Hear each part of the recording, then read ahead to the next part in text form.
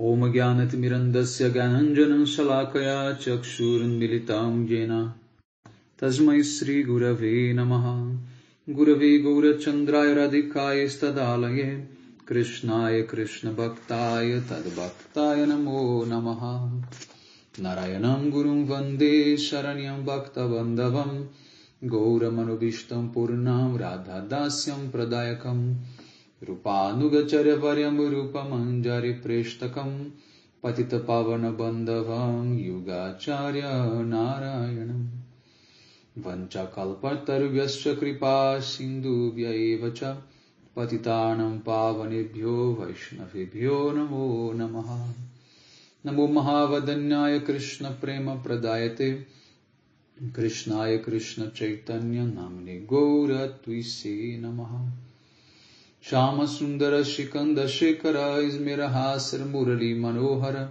Radhikara Sika Mam Kripanide Swapriya Charana Kinkarim Kuru Tapta Kanchana Gourangi Radhe Vrindavaneshwari Vrishabhanusute Devi Pranamami Haripriya Vrindai Tulasi Devi Ai Priyai Keshavasacha Krishna Bhakti Prade Devi Satyavatyai Namo Namaha Shri Krishna Chaitanya Prabhu Nityananda Shri Advaita Gadadhar Shri Vasadi Gaura Bhakta Vrinda Hare Krishna Krishna Krishna Hare Hare Hare Rama Rama Rama Hare Hare.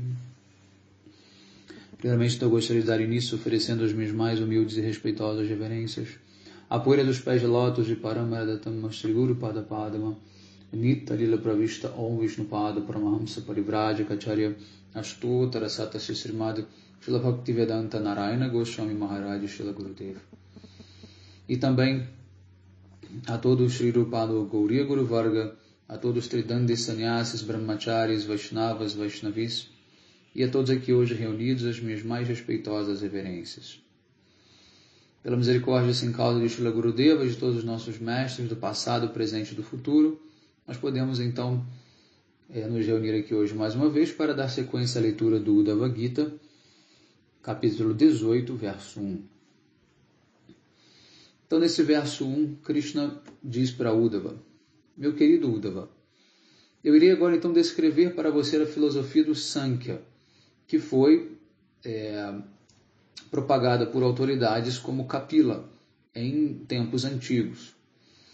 Ao entender esta filosofia, podemos imediatamente abandonar todos os desejos por felicidade material que resultam em sofrimento, né? Os quais são nascidos da dualidade. Então aqui é importante a gente esclarecer uma coisa. Existem dois tipos de Sankhya e dois Kapilas, né? Por incrível que pareça.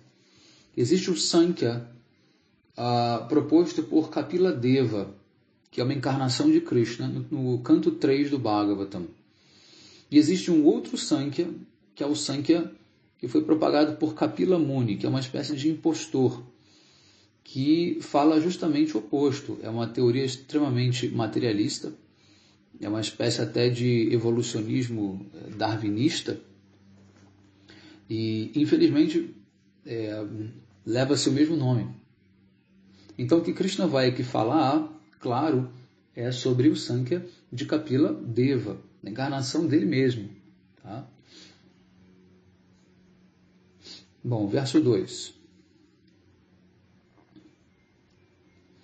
Durante Satyayuga, quando o homem era muito expert em conhecimento espiritual, e inclusive antes disso, durante o período de aniquilação, ou seja, da destruição, né, parcial que existe, quando há uma passagem de eras,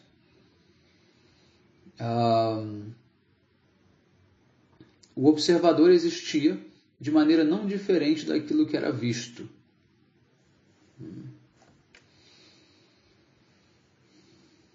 Verso 3. Em seguida, a suprema verdade absoluta, que está além da jurisdição da mente e da fala, que é única, e que é completamente transcendental, manifestou a si mesmo em dois aspectos. Primeiro, a energia material e as entidades vivas que estão tentando desfrutar dos objetos manifestados por essa natureza.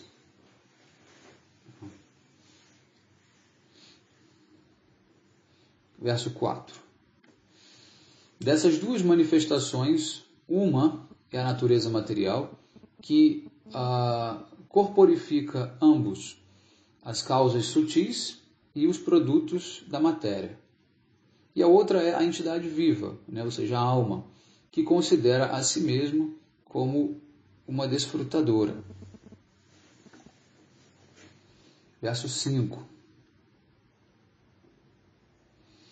Quando eu olho, né, na direção dessa energia material, na minha forma da encarnação Purusha, ela fica agitada. E assim, os três modos da natureza material, como paixão, bondade e ignorância, se manifestam para satisfazer os desejos das almas condicionadas. Verso 6. Desses três modos, a primeira transformação que acontece é o Mahatattva. Ou seja, ele é a manifestação total, né, de toda a energia material quando se manifesta. Tá? E aí, dessa transformação do Mahatattva, é gerado o falso ego, que é a causa da ilusão das entidades vivas, a identificação com o corpo. Verso 7. Falso ego que encompassa, que envelopa tanto o corpo material quanto a alma, ele manifesta-se em três categorias: Vaikarika, Taijasa e Tamasa, ou seja, oriundos desses três modos da natureza material: bondade, paixão e ignorância. Os 5 sentidos e os 5 objetos dos sentidos, e mais a mente, são criações do falso ego. Verso 8. Do falso ego, no modo da ignorância, ou seja, tamasa, os 5 objetos de percepção e os 5 elementos grosseiros são gerados. Então, do falso ego no modo da paixão, rajas, os 10 sentidos são gerados. E do falso ego no modo da bondade, sattvica, surgem então os 11 semideuses que controlam esses 11 sentidos e a mente. Perdão, que vão controlar os 10 sentidos e a mente no total de 11. Esses são os Rudras, né? São as expansões de Shiva que vão controlar os sentidos, eles são Rudras. Apesar de ter dito que é no modo da bondade, há que se deixar claro que vem do falso ego. Então, o falso ego em si já é algo negativo, né? Já é algo ruim, já é um obstáculo para a vida espiritual. Então, não é porque está no modo da bondade que é bom. Tá? Tem que entender isso também. Verso 9. De acordo com o meu desejo, todos os elementos combinados, se combinam para formar o ovo universal, tá? Ou seja, o universo em si, que então se torna uma das minhas moradas transcendentais. Ou seja, Krishna vai Mahavishnu, né, ele vai se expandir, ele vai entrar dentro desses universos também, na forma de Kshirodakashayi Vishnu Paramatma.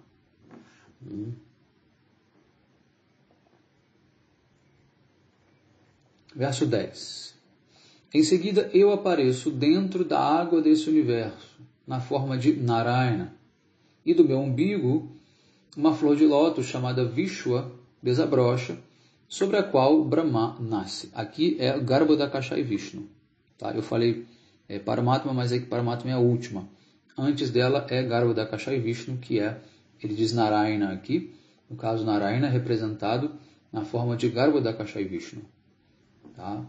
E ele que vai manifestar o Senhor Brahma, que vai dar origem depois que vai ser o construtor do universo. 11. O Senhor Brahma, que é a alma do universo, vamos dizer, entre aspas, de maneira figurada, empoderado pelo modo da paixão, ele começa a executar grandes austeridades. Por minha misericórdia, ele assim cria os 3 sistemas planetários chamados Bur, Bhuvar e Swar, acompanhado das suas deidades presidentes. Tá? Então,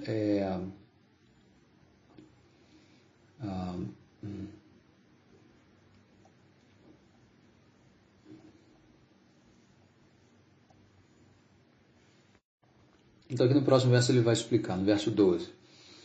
Swar significa Swarga Loka. Foi criado para a residência dos semideuses. Então são os planetas acima da Terra. As moradas, acima da Terra. Não confundir planeta, aqui no caso, com Saturno, Urânio, Plutão, Marte, nada disso. Tá? A palavra em sânscrito, ela difere. Tá? A palavra aqui está sendo usada Loka. Loka significa morada. Tá? A gente usa aqui no português ou no inglês planeta, mas é uma tradução errada. Swarga Loka, a morada de Swarga, ou seja, uma outra esfera planetária, no sentido espacial, de corpos celestes, é um outro local. Não é o céu da Terra, não pertence aqui ao nosso céu da Terra. Tá? Planeta em sânscrito significa groho. Então, quando se fala groho, aí está se referindo a Marte, Plutão, Saturno, enfim, tá? Mas quando fala-se loka, então está se referindo ao quê? As moradas, tá? Que são diferentes sistemas planetários. Tá? Então, é uma questão meramente de linguagem para poder entender. Então, Swar, Swarga Loka, ela é a residência dos semideuses, está acima da Terra. Bhuvar Loka foi criada para os fantasmas, então está abaixo da Terra. E Bhuloka foi criado para os seres humanos residirem, ou seja, é o planeta Terra. Tá? Além desses 3 sistemas planetários, há outros, começando por Maharloka, que foi criado como a residência daqueles seres perfeitos que buscam a liberação. No caso, são yogis, gyanis. Eles vão para essa outra morada que também fica acima da Terra. Tá?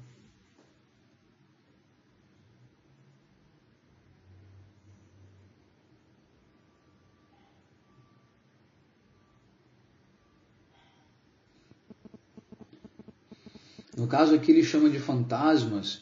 A gente tem que entender, fantasmas aqui está se referindo aos antepassados. Tá? Não são os planetas abaixo da Terra, não, tá? Me confundi.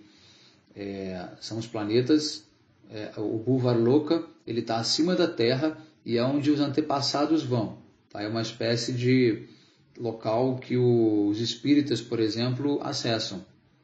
Os espíritas acessam essa morada aí, onde os antepassados vão. Eles falam desse local maravilhoso, onde as almas ficam, tal. Esse chama-se o Bhuvar Loka.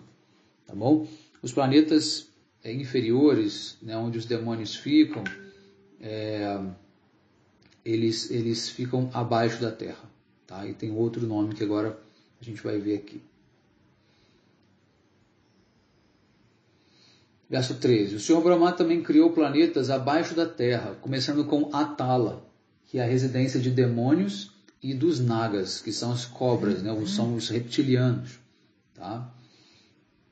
Como resultado das atividades fruitivas executadas no modo da natureza, os modos da natureza material, a entidade viva nasce dentro desses 3 mundos, em um desses 3 mundos.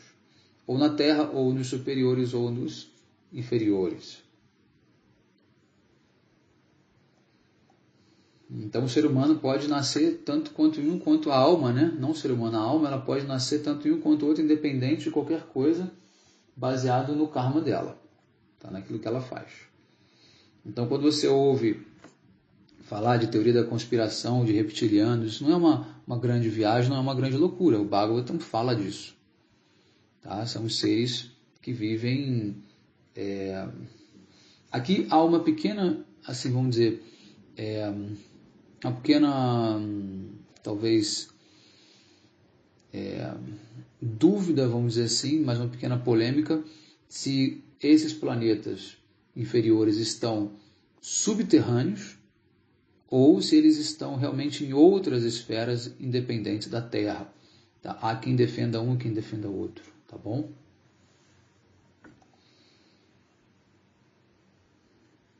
Verso 14. Pela prática do yoga místico, através do qual passa-se por grandes austeridades e aceita-se uma vida renunciada, os destinos superiores como Maharloka, Janaloka, Tapoloka e Satyaloka são alcançados. Mas pela execução do serviço devocional a mim, alcança-se o quê? A minha morada eterna, Vaikunta. Então aqui Krishna deixa bem claro, né, que para você chegar nos planetas celestiais, para desfrutar lá com os semideuses, etc., você precisa fazer prática do yoga místico, tá? Fazer grandes austeridades, né? Renunciar a uma série de coisas. Tá? É claro que é uma aparente contradição, né? A pessoa aqui na Terra é um grande renunciado, só que na verdade o objetivo dele é alcançar um desfrute ainda maior do que o que tem na Terra. É como se ele dissesse assim, olha, o que tem na Terra para desfrutar não é nada comparado ao que eu vou desfrutar lá em Swarga, e simplesmente eu vou abandonar esse desfrute terreno em função de um desfrute maior. Muito cuidado com esse tipo de renúncia.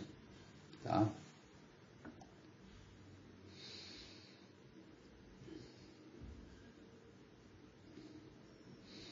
Então aqui no comentário Srila Prabhupada diz, pelo poder da austeridade, do yoga e da renúncia, entidades vivas alcançam o destino superior como Maharloka, Janaloka, Tapoloka e Satyaloka.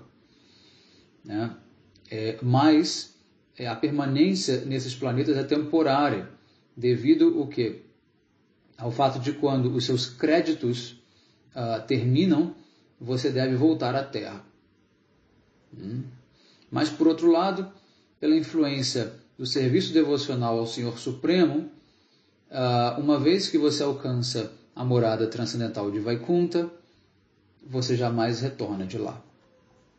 Então, olha só, toda austeridade, toda renúncia que um yogi faz, com a intenção de ir para os planetas celestiais para desfrutar, poderia ser revertido automaticamente por uma prática devocional, né, com a mesma renúncia, né, com a mesma austeridade, para alcançar um paraíso eterno e perfeito. Mas ainda assim, a austeridade pela austeridade não garante, a renúncia pela renúncia não garante, porque o que vale é a intenção.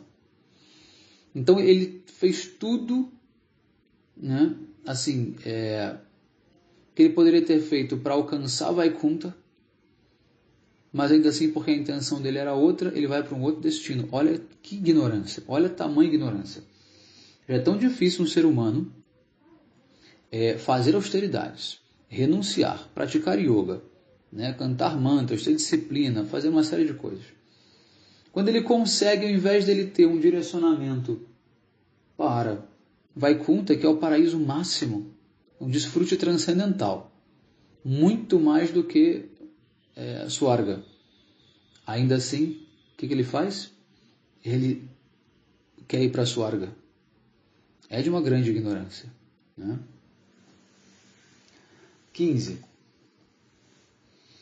O resultado do trabalho frutivo, ele vamos dizer assim, concedido dentro deste mundo por mim, Krishna diz. Então é Krishna que vai dar o resultado dos seus trabalhos frutivos, do seu karma. Né? quando ele atua como o tempo, na forma do tempo. O tempo é que traz as reações. Assim, às vezes você se eleva, né, sobre esses três modos da natureza material, como se fosse um rio, né? Ou às vezes você afunda, né? Você submerge dentro desse rio dos três modos da natureza material. Ou seja, tem hora que você vai estar bem, tem hora que você vai estar numa posição desfavorável. Assim é o mundo material, né? Você vai para cima e para baixo, o tempo inteiro, altos e baixos. 16. Qualquer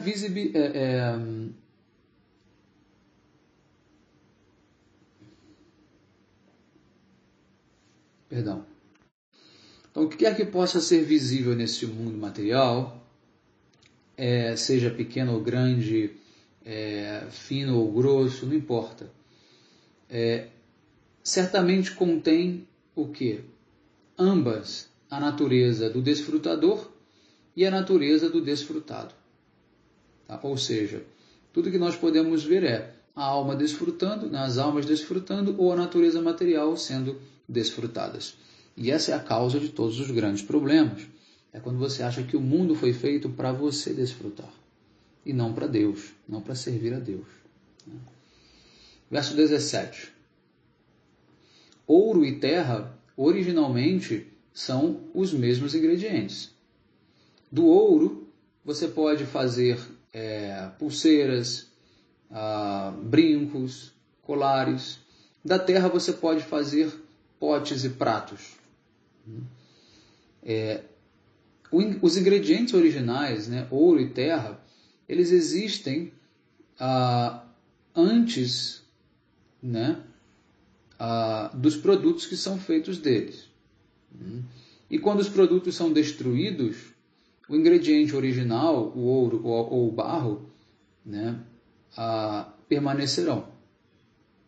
Tá? Ou seja, o objeto que foi construído com ouro pode ser destruído, pode ser derretido, por exemplo.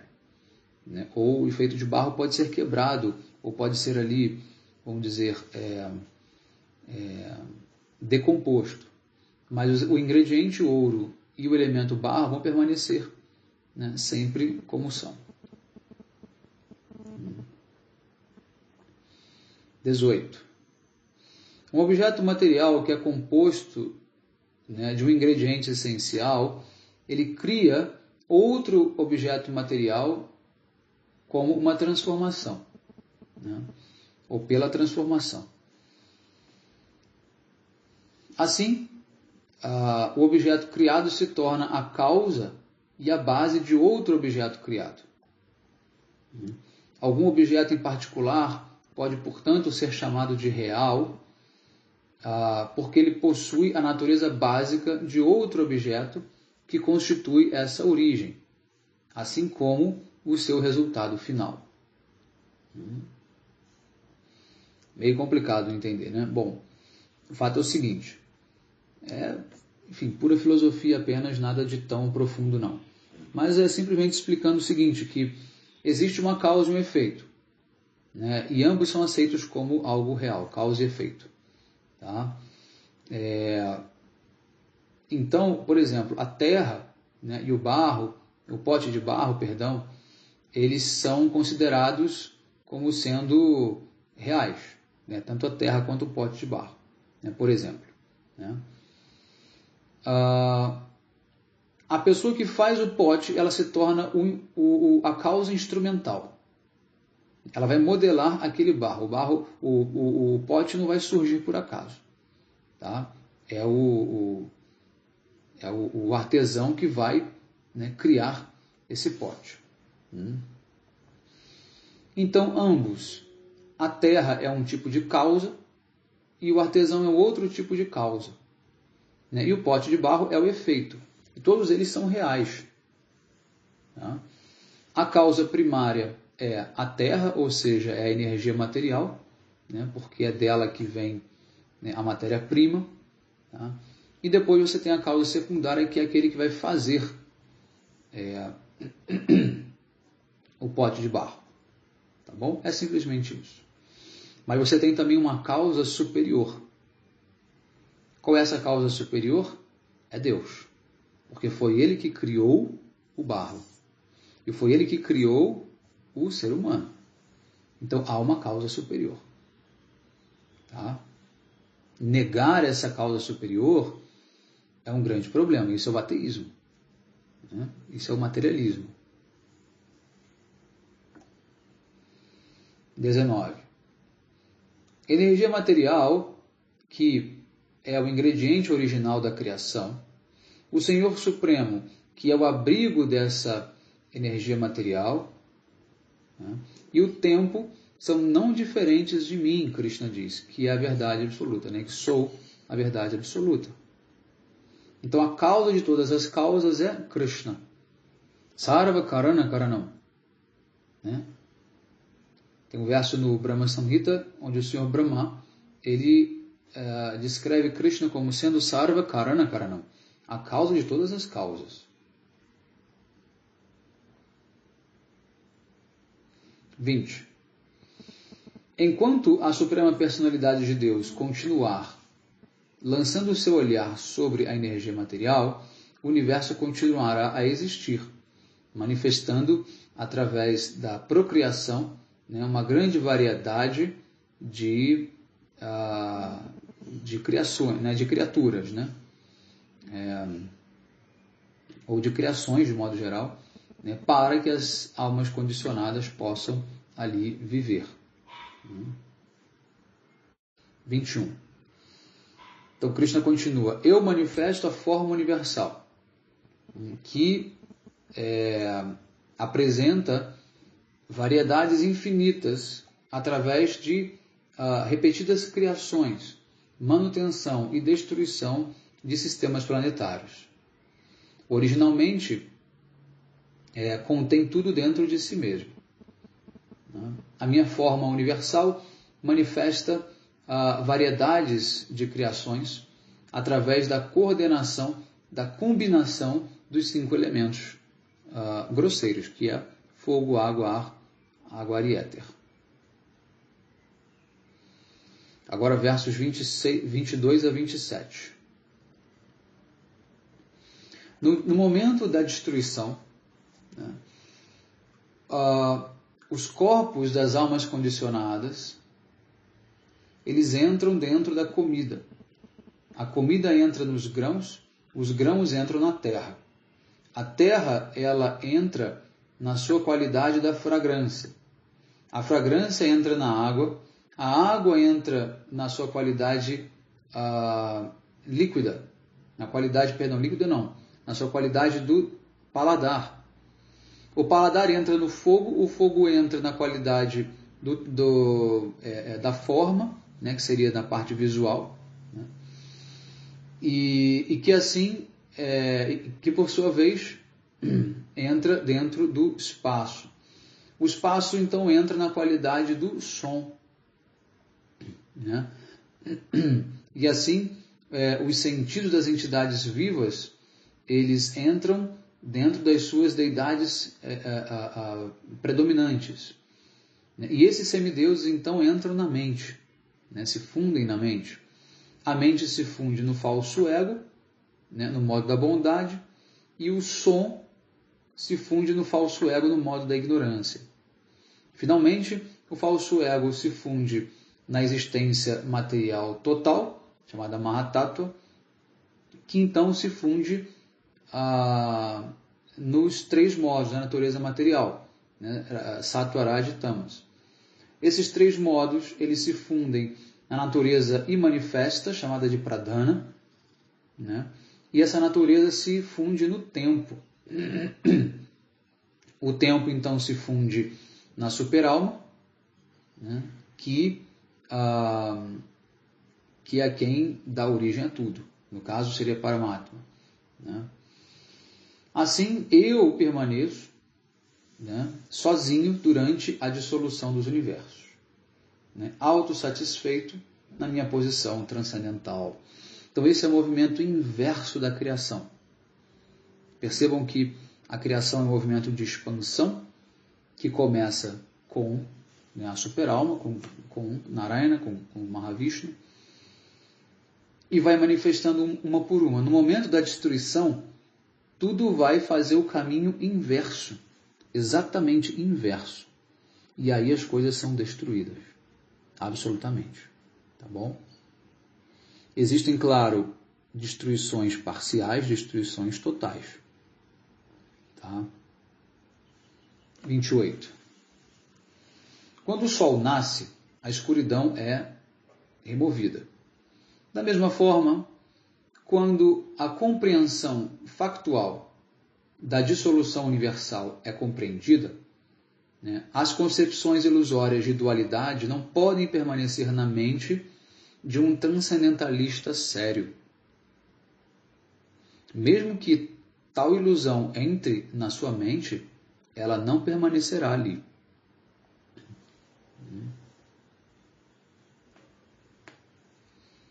Próximo, 29. Assim eu, o visionário original, né, de tudo que é material e espiritual,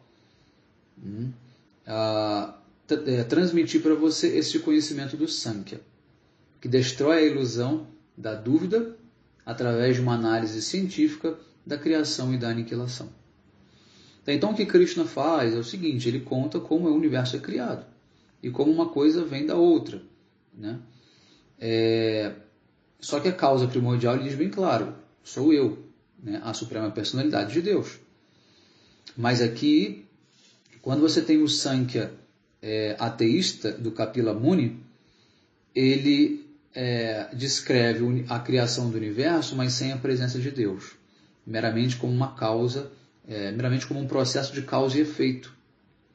Tá? A gente estudou isso no meu curso, né, Conhecendo Vedanta, numa das aulas sobre as 6 filosofias védicas, entre elas o Sankhya, que foi, né, apresentado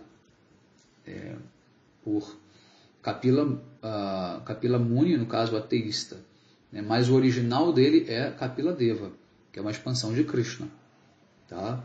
Que apresenta um processo de criação com origem em Deus. Tá? Isso é o mais importante. Então aqui termina esse capítulo 18, bem curto. Tá? Vamos depois partir para o capítulo 9, que vai falar sobre os 3 modos da natureza material e além deles. Tá bom? Então todos tenham um excelente dia. Hare Krishna. Vanchakalpatarvyasya kripa sindubhya evacha patitanam pavanebhyo vaishnavebhyo namo namaha.